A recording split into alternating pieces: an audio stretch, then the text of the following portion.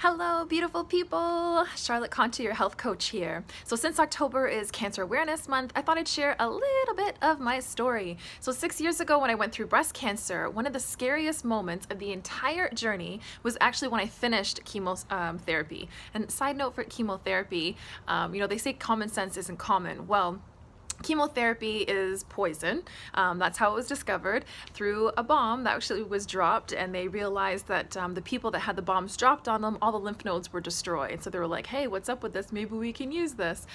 So they started putting this into chemotherapy. So it is poison that they have pumped through their entire system. So when you are sick, common sense would tell you want to boost your immune system. Well, chemo destroys your immune system. So anytime you're going through chemotherapy and you have a fever, means your body's fighting infection. It doesn't have the means, the soldiers to fight off that infections. So it's very serious. So this is what happened to me. After chemo, I had an infection. The only way I knew that I had an infection was a fever. So a fever about 103 degrees Fahrenheit. So right away, as soon as it happens, you call the oncologist and they're like, take your ass to the hospital, as fast as possible. So you go to the hospital, and I went to, I'm gonna name drop, I went to Scarborough Grace Hospital, and I went in there and I met with an ER doctor. And she said, okay, and at the time I looked sick. I mean, I was bald, I was pale as the day I was brought into this world, no eyelashes, no eyebrows, like nothing. I mean, I looked like, death was knocking on my door. And so I went in there, and the ER doctor said, okay, we're going to bring in the oncologist. So we're just waiting for him to come in. I said, okay, great. I kept saying I have a lot of pain. I had a lumpectomy prior to chemo, and the doctors wanted to remove all of my lymph nodes. And I was like, hell no, they're there for a reason, and we're not removing them. So we negotiated to 3. So they moved 3 lymph nodes. So I have 2 surgical sites under my armpit and on the side of my breast from lumpectomy. So when I went in there, I said, I've got a lot of pain in the site. They said, well, don't worry, the oncologist is coming, he's going to take care of you. I said, okay, great. And I was feeling horrible at the time.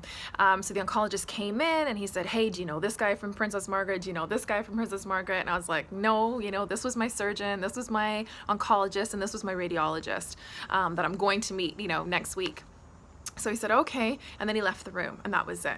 Then they transferred me to a unit, which looked like palliative care. I'm not gonna lie to you, very scary. They put me into a room. Nobody could come in unless they had like a full hazard mask, head to toe suit on, and my fever was still there. Well, the second day I was there, I was saying like, hey, what's going on? My pain's getting worse. And I said, nurse, can I get something for the pain? And she said, how much pain medication do you take in the community? I said, I don't take any pain medication in the community. I don't take any meds in the community besides, some of the cancer meds that I was taking during chemo. And I said to the doctor when she finally came and saw me the second day, and I said, hey, what's going on? And she said, I'm really sorry to tell you this, but the cancer has now spread, and there's nothing we can do for you. And I was like, what? Am I in the twilight zone here? You've not taken blood work. You haven't taken any type of screening, no ultrasound, no MRI, no nothing, mammogram, whatever. Nothing was taken, and you're telling me the cancer was spread. Crazy. I'm crying and I'm saying, please just can you please do an ultrasound? I'm in so much pain. And she said, sorry, this is what the oncologist here said. So that, there's nothing really we can do. Our hands are tied.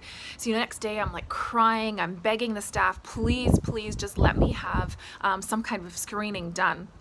And my parents are sitting down with me, and God love them, they were so supportive. But the doctors were talking to them behind the scenes, the nurses were talking to them behind the scenes, and they came to me and said, Charlotte, maybe it's time that we get out of this denial and just accept what's really happening in your body. And I'm like, you are my support system, like I need you to have my back right now. What they're saying doesn't make sense. Like, just remove yourself from all the fear, remove all this craziness, and let's see what's really going on here. We haven't had any screening, no blood work, no nothing. How could they tell that the cancer has spread? They're making that assumption on the way I look right now.